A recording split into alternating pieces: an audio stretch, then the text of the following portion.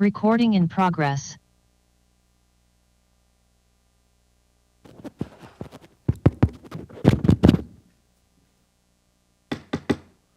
At this time, we'll call to order the Board of County Commissioners meeting for the purpose of agenda review for next week's business session. Will the clerk please call the roll? Commissioner Fast. Aye. Commissioner Myers. Myers, aye. Commissioner O'Hara. Here. Commissioner Hanslick. Hanslick here. Commissioner Ashcraft. Here. Commissioner Allenbrand. Allenbrand, aye. And Chairman Eilert. Here. All are present. We do have a quorum. There is no consent agenda items recommended, so we'll move to the action agenda, item number 1. Consider approving the July 21st, 2022 business session minutes. Commissioner Myers was absent. He was attending the NACO conference, so he must abstain. Thank you. Next item. Item number 2, resolution number 054-22, application numbers SE 22-211-REZ and SE 22-212-PDP-AU.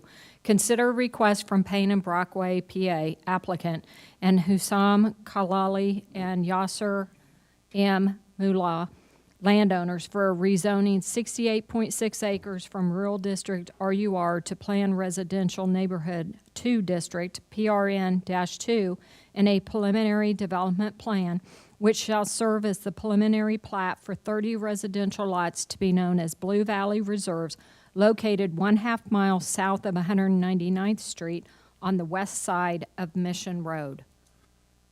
Ms. Wickland. Diane Wicklund, Planning Department. The subject property is located south of 199th Street on the west side of Mission Road, as you can see here on the vicinity map.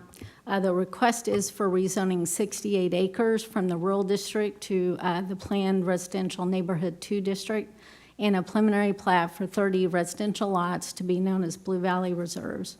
The proposed subdivision will have new residential streets, and the subdivision will connect to the existing subdivision to the north via Granada Street. The application also includes a waiver from the requirement to install dry sewers. Here's an aerial view of the subject property, and you can see here, right here is where it'll be connecting to Granada Street. Here's also just another aerial view of the adjacent area. And then here's a copy of the preliminary plat. Also to note that there were several members of the public that spoke at the zoning board meeting, and many of those neighbors were not in support of the application. In addition, staff has received emails from neighbors, and that correspondence is included in your information. The Southeast Zoning Board recommended denial of these applications. However, planning staff recommended approval of both applications. So if the board would like the zoning board to reconsider this application, then next week it would need to be remanded back to the zoning board. Just kind of quickly, some of the reasons that the zoning board stated for recommendation of denial was that the PRN2 zoning is not consistent with the surrounding zoning and land uses, and is also not compatible with the character of the neighborhood, and also stated that the PRLD zoning district, which has a 3-acre minimum, which is the same zoning district of that subdivision to the north, and those lot sizes of 3 acres would be a more appropriate zoning and density for the area. So since the zoning board meeting, planning staff has had conversations with the applicant, and next week I believe they may request to the board to remand the item back to the zoning board, but they are open to hear the comments from this board and to address the zoning board's concerns. So with that, if you have questions, I can answer. As I understand, some of the concerns were about the lot size was not consistent with other residential developments in the area. Is that right? That's correct. In terms of neighbors' concerns, lot size, density, blending in with their subdivision to the north, and then also a lot of their comments were, I believe they're having some stormwater issues in that existing subdivision to the north, which is called Town and Country, which is this subdivision here. And so they were talking a lot about that as well. Okay. Well, I would certainly encourage the applicant to take those concerns into consideration. Ms. O'Hara, did you have a question? Yes, I was just going to mention that drainage issues seem to be of a huge concern, and then also lot size. Ms. Hanslick?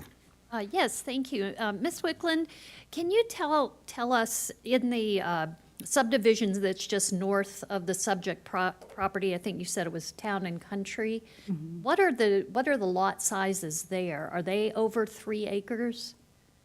No, so it has that PRLD zoning, but you can kind of see here, I think the lot sizes go down to about 2.4, 2.5.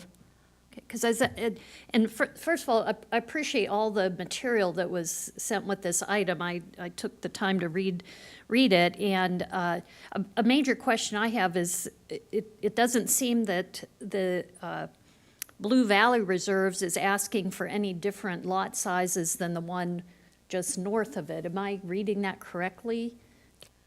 Yes, I mean, in planning staff's recommendation, yes, we would agree with that. We don't believe it's that far off from what's in the surrounding area and to the north. So. Oh, I appreciate it, because I'm having a hard time understanding how it's not in keeping with the sizes of the other properties. So thank you for Mr. clarifying that. Ashcraft? Thank you, Mr. Chairman.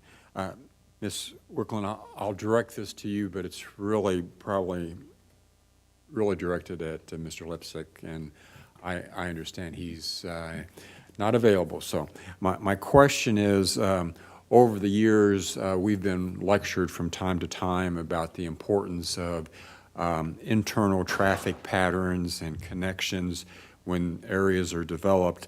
And I just would like to know, for example, 201st Street looks like it's a dead end rather than having it connected.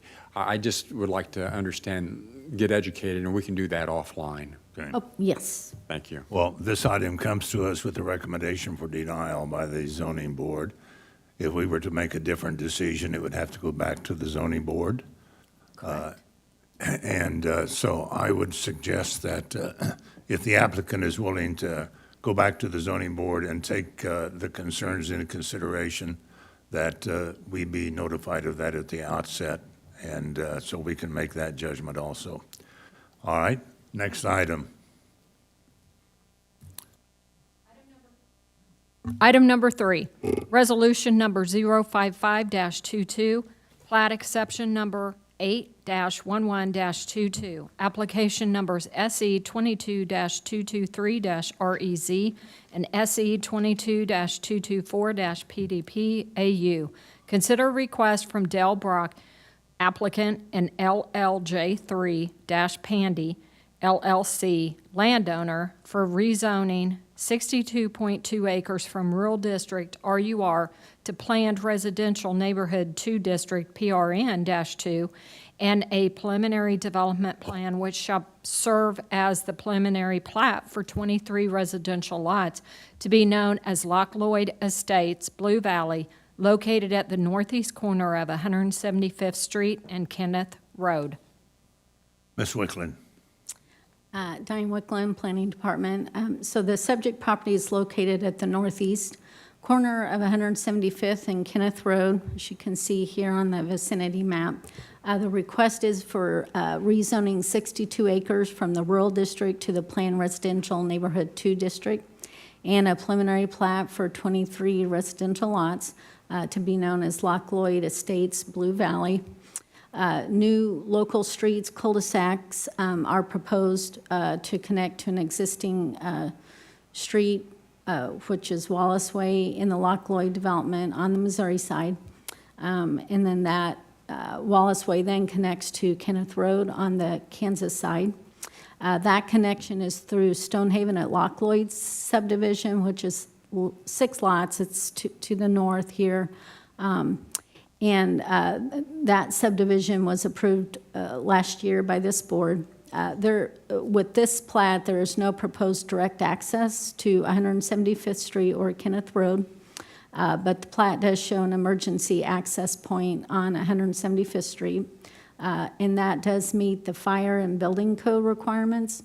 And so this subdivision will be a private gated community that connects to the Lockloyd development.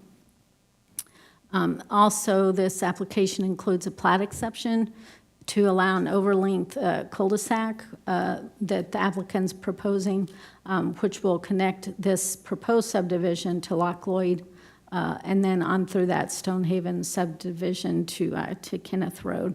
So here's an aerial view of the subject property. Here's an aerial view of the adjacent area. And you can see where city limits of Overland Park are to the west and to the south. And then Lockloyd is obviously there to the east on the Missouri side. This is kind of a zoomed out view of the area. And so right here is this subdivision here that you can see. That's that Stonehaven and Lockloyd that I was speaking of. And then here's a copy of the preliminary plat. And this graphic here is kind of a good graphic here. So you see this red hatched area is this preliminary plat that's being proposed. All of this is Lockloyd here. And then right here, so this kind of long cul-de-sac is coming from 175th Street all the way through here. Kind of goes onto the Missouri side into Lockloyd and then comes back up on the Kansas side to connect with Kenneth Road. If you'll remember, this subdivision is gated and it'll have a gate. And so this subdivision, the people that live here will be using that gate to enter in and come into this subdivision. Ms. Wickland, let me ask you this. In regards to the emergency access, City of Overland Park, it will be providing fire, and obviously MedAct will be our responsibility. Are those emergency services satisfied with the connections that are available? Yes, that is correct. We've had conversations with Mike Casey with Overland Park Fire, and had a phone conversation with him, as well as they wrote a letter. Yes, they're satisfied with that. Let me ask you this. Will the wastewater system be connected to the current Yes. Lockloyd Yep. system? Yep, absolutely. That'll be the same as they did on the Stonehaven at Lockloyd. And so they'll have to amend that interlocal agreement with Johnson County Wastewater, just like they did the last time. So that's part of the application as well. All right, thank you. Other questions? Mr. Ashcraft? Follow up on your question, Mr. Chairman. So will there be emergency access on the south, where that cul-de-sac looks like it has some kind of extension? That's kind of a circuitous route for emergency vehicles to travel. So are you talking about, There, I yeah. don't know if you can see my hand, but are you talking about this? Yeah, on the south, which is on this screen Here. to the far left. So the idea is that this, emergency access here will provide for that direct, immediate access to this They can't subdivision access it from the south. off of 175th Street. Yep. All right, other questions? All right, well, this is the planning item, will remain on action. Let me follow up one question to the previous application. Was mentioned that residents to the north were concerned about stormwater runoff. I would hope that this current application coming back to us would fully provide for the proper ability of water runoff in this application. Is that correct? For the previous application, or? Previous application I'm talking about, Yes, where yes. the residents to the north were concerned about stormwater runoff. Yes. I yes. don't know what the shortcomings are there, but I would hope that the new application, if it proceeds, would be required to address those stormwater issues. Yes, and I can just add very quickly, and Public Works is here as well, but that Blue Valley Reserves did submit a preliminary stormwater studies. Those were reviewed and accepted by the Public Works Department, and that they were consistent with what is, reviewed at a time of preliminary plat, so. Okay, all right. Yeah. Okay, thank you. And then, sorry, if I could just kind of quickly mention back on this Loch Lloyd. So planning staff recommended approval of the rezoning, but we recommended denial of the plat and plat exception due to the overlength cul-de-sac. But the zoning board recommended approval of all the applications, the rezoning, plat exception, and the preliminary plat. But planning staff is okay with their recommendations. So I just wanted to. Okay, thank you. to state Thank you that. very much. Yep, thank you. All right, next item. Item number 4, consider granting an exception to competition with Sunbelt Rentals Incorporated for emergency bypass pumping services at the Douglas L. Smith Middle Basin Wastewater Treatment Facility in an amount not to exceed $170,000. Ms. McCarrick? Good afternoon, Chairman and Commissioner. Susan Pickerick with Wastewater. In May of this year, the Middle Basin Wastewater Treatment Facility screens at the influent pump station experienced failures. Both of the screens in the influent pump station failed. And so if you're not familiar with what the screens do, they remove that larger material that first comes in with the raw wastewater before it goes on through the rest of the treatment process. So when this equipment fails, then that larger debris is not getting removed, and then those screens can blind and you can't get as much water through. Wastewater staff looked at our sewer model and then the weather forecast. You might recall, even though it hasn't rained all that much recently, in May we were having quite a bit of rain. And so we decided that we needed to set up some bypass pumping in order to make sure we were reducing our risk to the system and not backing up customers and reducing that risk of overflows. And so we ended up contracting with Sunbelt Rentals on an emergency basis to install 5 pumps so that we could bypass the flow around those screens at our influent pump station. And these were installed just ahead of those big storms at the end of May. We ordered the repair parts for the screens, and those parts arrived in July. And then we just completed those repairs, and so the bypass pumping has now been subsequently taken down. The reason we contacted Sunbelt is that we do have experience with them, and because of their local inventory and their ability to get those pumps set up quickly, which is what we needed. Their pricing was similar to previous projects that they have completed for wastewater. FMA staff and JCW, we have advertised a bid for future emergencies like this.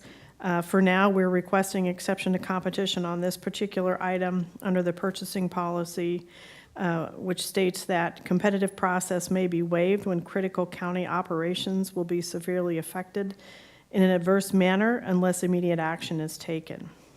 And if the procurement exceeds $100,000, then we need to bring it to the board for approval. Funding for this particular requested amount, which is $170,000, will be paid out of our operating budget. With that, I'll be happy to answer any questions. Mr. Ashcraft? Thank you, Mr.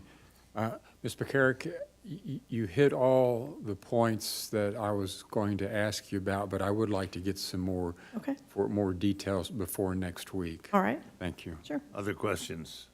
And Ms. this one, Hanslick? consent? Excuse me. I'll leave that up to Mr. Ashcraft. He'd rather not have it on Okay. consent, so. All right, thank you very much. Next item.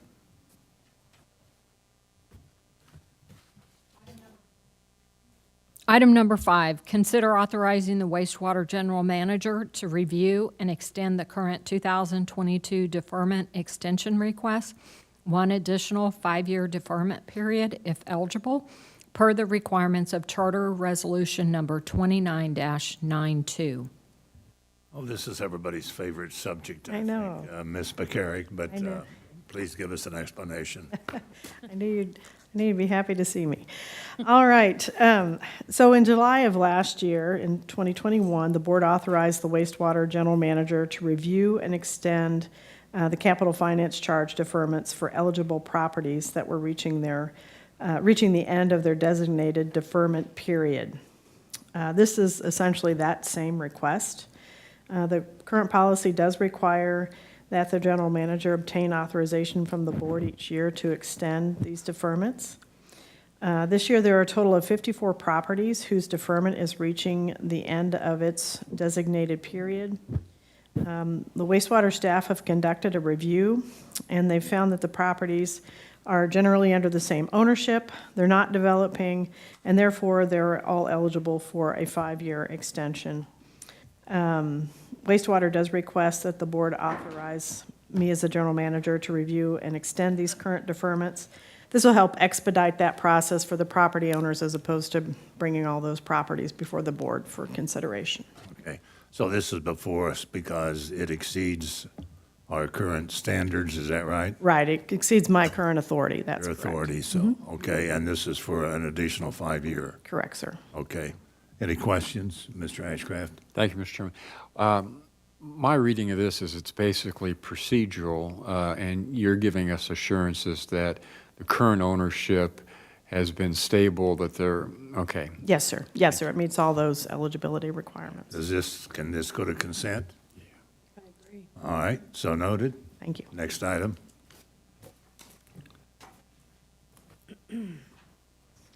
Item number 6, IFB number 2022-056. Consider authorizing a contract with Martin Mechanical Incorporated for the Northeast Office Building Cooling Tower Replacement Project at the Northeast Office located at 6000 Lamar Avenue, Mission, Kansas, 66202, for a total amount not to exceed $149,679. Mr. Waters. Good afternoon, Commissioners. Joe Waters, Assistant County Manager, Interim Director of Facilities. This is a equipment replacement contract award that we're requesting. This is a cooling tower that is about 21 years old now at the Northeast offices. It's a critical part of the air conditioning system there. Cooling towers will last 15 to 20 years, so we've done a good job of maintaining this, keeping it running, but it is getting to a condition that is worrisome and in need of replacement. It was approved for funding in the 2021 budget, so the design work has been underway and trying to get it in the queue now for replacement, get the parts ordered for replacement in the upcoming off-season. Martin Mechanical was a successful bidder. 5 firms responded. The engineer's estimate probable cost was $207,000. So this is one of those times when the engineer wouldn't have won this bid. But Martin Mechanical's a good, solid firm. Their bids have been confirmed by our consultant. So with that, we stand for any questions. Okay, questions? Mr. Ashcraft? Thank you, Mr. Chairman. Mr. Chairman, this item appears to be in good order. I would like to get some feedback, and we can do this offline, Mr. Waters, in terms of Clark and Interson's probable cost projections and how well they historically do for us. And this is not a bad thing. It's just that's about 25-30% higher than the market, and I thought the market was playing against us. I'd just like to learn more. Okay, this remain on. I'll see if I action can on learn some consent, so I can okay? share. All right, so noted, this will go on consent. Thank you. Are there any other items? No, sir. All right, that concludes our agenda review. We are adjourned. I would remind commissioners, please visit with the clerk about your participation in the vote canvass on the 10th of August, and think about the flexibility of the ability you have going forward. So, thank you all very much. Thank you, Mr. Chair.